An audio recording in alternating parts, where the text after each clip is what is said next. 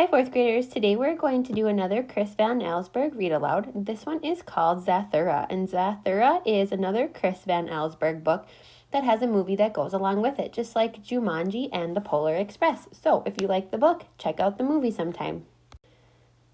Mom! Daddy Budwing yelled. Mom! Walter and Danny's mother stopped at her son's bedroom door. Walter, she said, get off your brother. Honestly, if you don't stop pulling on his nose like that, it'll end up looking like an elephant's trunk. Oh, yeah, said Walter. Then he'll need the ears to match. He let go of Danny's nose and grabbed his ears. Enough, Mrs. Budwig shouted. Danny started it. Look what he did, Walter yelled, picking up his walkie-talkie. The antenna was dangling by a wire. See, he breaks everything. I'm sure he didn't mean to, Mrs. Budwig said. Was an accident, Danny mumbled. From downstairs, Mr. Budwig called to his wife. We're going to be late. Mrs. Budwig gave her sons a kiss goodbye. I set some dinner out in the kitchen. Dad and I shouldn't be too late. Can't you take him with you? Walter whined. After their parents left, Walter sat down in front of the television. Can me and you go out and play catch together? Danny asked. It's you and I, said Walter, not me and you, and the answer is no. But Danny really wanted to play. He threw Walter his hat, but Walter just ignored him. Then he tossed him a baseball and beat him on the head. Walter jumped up. All right, you little fungus, now you're going to get it. Danny bolted out of the room, down the hall and out the front door, with Walter close behind. They ran into the park across the street, but Danny couldn't outrun his brother. Walter tackled him. I'm telling, Danny squealed as Walter got a grip on his nose and pulled. Then he let go. Hey, what's that? He said. Right next to the boys was a long, thin box resting against a tree. Walter got off his brother and picked it up. Aw, it's just some dumb old game. Here, he said, poking Danny in the stomach with the box. It's for babies like you. He trotted off as Danny read the words on the box. Jumanji, a jungle adventure. Danny stuck the game under his arm and ran home after his brother. Back inside, Danny looked at the box. It was covered with pictures of jungle animals. He took out dice, some tokens, and a very plain game board. Walter was right. It was a babyish game and probably boring, too. Danny started to put it away, but discovered, jammed tightly into the bottom of the box, another board. He banged the box on the floor, and out it popped. This board was more interesting. It showed flying saucers, rockets, and planets in outer space, with a path of colored squares leading from Earth to a purple planet called Zathura and back to Earth. Danny put a token on Earth and then rolled the dice. After he'd moved along the path, something surprising happened. A buzzing sound came from the board, and with a click, a small green card popped out of the edge right in front of him. He picked it up and read, Meteor showers, take evasive action. Hey, Walter, Danny started to say. What does when he was interrupted by a noisy rat-a-tat-tat-tat sound coming from the roof. Walter looked up from the television. Holy smoke, he said. It must be a hailstorm. It's not hail, shouted Danny, holding up the cards. It's meteors.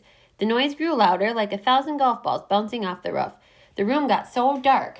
Walter turned on the lights, then kaboom, a rock the size of a refrigerator fell through the ceiling and crushed the television. See, Danny said, I told you, meteors. Walter stared at the hole in the ceiling. Okay, he agreed, meteors, but how'd it get dark so fast? Through the hole, he could see what was left of his parents' bedroom, and beyond that, a black, star-filled sky. It looks like night up there. It's not night, said Danny, it's outer space. What are you talking about? Geez, outer space? Walter muttered as he went to the front door.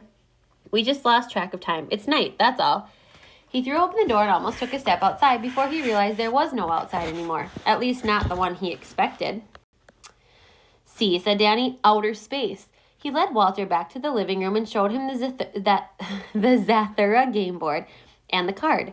Walter sat with his head in his hands, gazing at the path of colored squares that wound around the board and ended back at Earth. Looks like, said Danny, we keep on playing or we're up here forever. Great, said Walter, up here with you forever. He took a deep breath, put a token on Earth, then rolled the dice and moved along the path. The board started buzzing and click, a card popped out. He studied it silently, then tossed the card back on the board. Danny leaned forward and read, the polarity on your gravity belt is reversed. I wonder what that means. He looked up, but Walter was gone. Walter, he called out. Up here, answered Walter. Danny looked up and saw his brother pressed against the ceiling. I've lost my gravity. That's not all you're going to lose, Danny said nervously, because he could see that Walter was being pulled slowly toward the hole in the ceiling and a lonely trip into outer space. Walter realized it too and started clawing at the ceiling but couldn't keep himself from moving closer and closer to the hole. Danny looked around. Lying next to the meteor was the cord from the shattered television. He tossed it to Walter, who knotted it tightly to his belt. Danny grabbed the end of the cord and tied his brother to the sofa. From the hallway came the sound of rattling metal and a steady clank, clank, clank. The boys stared at the doorway as a shiny silver robot stepped into view.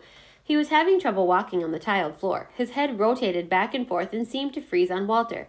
The robot's eyes lit up and he spoke in odd mechanical voice. Emergency, emergency, alien life form, must destroy.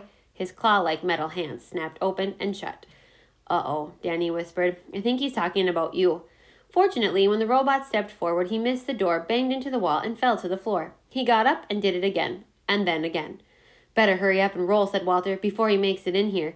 Danny rolled the dice and took his card. You pass too close to Saurus 3. Gravity greatly increased. The room began to level out, but something strange was happening to Danny. Walter looked at him. Holy smoke, he said. Danny was getting shorter and wider, too. Soon he was about the shape and size of a large beach ball. Walter, he said in a low voice, I feel very heavy. Destroy alien life forms, the robot repeated from the hall as he picked himself up again. This time he made it through the door and headed for Walter. Danny yelled to his brother, Push me. What? Said Walter. Push me. Danny yelled again, Just push me. Walter bent down and gave his brother a shove. Danny rolled across the room and like a giant bowling ball knocked the robot over and flattened his legs. Did I get him? Asked Danny, who couldn't see because he'd rolled up against the wall and was upside down. Walter pushed him back to the game board. You sure did, he said, patting his brother's head. You were terrific. Walter picked up the dice and rolled. He took his card and his hand trembled as he read, Zorgon pirate ship launches photon attack. Through the window, the boys saw a spaceship. 2 points of light shot from the ship and headed directly for the Budwig house. The first one hit the chimney and sent bricks falling into the fireplace. The second hit the upstairs bathroom. Water began dripping down from the hole in the ceiling. Walter handed the dice to Danny, who had a hard time lifting his short, heavy arm. He rolled, and as Walter moved his token for him, he slowly returned back to his normal shape. A card popped out. Danny read it silently. This is bad, he said. Zorgon pirate boards your vessel. The room shook as the spaceship banged up against the house. The boys heard footsteps on the roof. Through the opening in the ceiling, they saw someone or something climb through the hole in the roof and enter the room above them. Danny and Walter moved to the hallway, standing behind the flattened robot. They held each other, too terrified to move. A humming sound came from their feet. They looked down and saw the robot's eyes light up. He lifted his head, fixed his eyes on the hole in the ceiling, and spoke, Alien life form must destroy. His claw-like hands twitched, but he couldn't get up. Walter rolled the dice, Walter rolled the dice, a 1 and a 2. He moved his token to the only black square on the board. The card popped out. You have entered a black hole. He jumped up and looked around the room. You see any black holes? His brother pointed to the floor. A black spot was slowly spreading under Walter's feet, like a perfectly round puddle of ink. At first, Walter thought he was sinking into it, but it was the hole that was rising. He tried to run, but could not feel his feet. Then as the hole rose higher, he couldn't feel his legs either. What's going on? He cried. Danny looked below the disc-like hole. Walter, he said, the bottom part of you is gone as the hole rose higher and higher. There was less and less of Walter until only his head remained. Danny tried to pull on the hole to save what was left of his brother, but his hands passed through the blackness as if it were made of smoke. His chin dropped to his chest and he began to sob. Danny, Walter called softly. Danny looked up at his brother's floating head. Danny, he began, I never told you this, but and that was all he got to say because the hole kept rising, past his mouth, his nose, and finally right over the top of his head. Walter was completely swallowed up, floating in empty darkness. He closed his eyes and he began to spin, plunging his head over his heels through pitch-black space. Then, thud, he landed hard on his knees.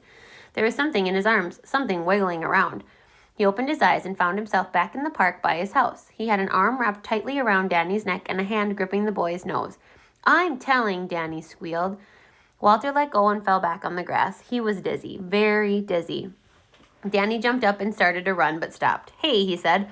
What's that? He went to a tree and picked up a box resting against the trunk. He held the box out to Walter. Look, he said, it's some kind of game. Walter grabbed it. Hey, give it back, said Danny. His big brother got to his feet. You don't want to play this, he said. Trust me, I tried it once. He went over to a trash can and jammed the game inside. Come on, he said, I've got a better idea. Let's go play catch. Danny smiled. You mean together? Me and you? Walter put his arm around his brother. Yeah, that's right. Me and you. Together. I hope you enjoyed the story, fourth graders. If you didn't remember from when we read Jumanji on Tuesday, Zathura, Danny and Walter and Zathura are the boys who picked up the game at the very end of the book Jumanji. If you'd like to take the AR quiz on the book Zathura that we just finished up, you can take the quiz. It's number 64293 for a half an AR point.